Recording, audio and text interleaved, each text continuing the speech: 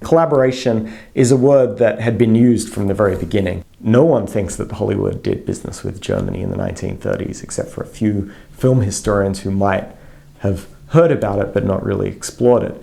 But the implications of the business are dire. The studios worked with Nazis on the movies that were screened all around the world, all the way through the 1930s. In December 1930, All Quiet on the Western Front premiered in Germany, and Goebbels organized riots against the film.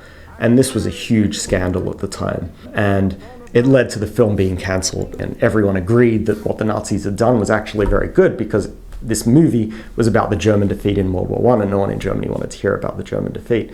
And this episode has been told a couple of times before, but really the most important aspect of it is that about a year after the film was banned in Germany, the head of Universal Pictures, Karl Laemmle, made a trip to Germany and made a deal with the German Foreign Office that if this picture could be shown in Germany, if this picture could, reach theaters throughout the country, then he would have to make certain cuts to the movies that the Germans wanted him to make all around the world. So there are examples of other movies that are censored for local markets. There are many examples, but this is different. This is a Hollywood producer working with a foreign nation and actually censoring a movie in the version that it appears all around the world.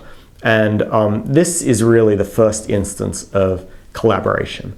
And it sets the scene for what happens throughout the decade. The German market wasn't even a major market at this point. I mean, it was a significant market, and the studios had been there for a long time by this point, and they didn't want to lose their business, especially because from their perspective, Hitler might remain in power for a long time, and when the war started, they thought he might win the war. They didn't want to lose their business and then have to return under his conditions. So they were determined to stay there. And this is even after Confessions of a Nazi Spy, which is the first anti-Nazi film made by Warner Brothers, which is no longer doing business in Germany.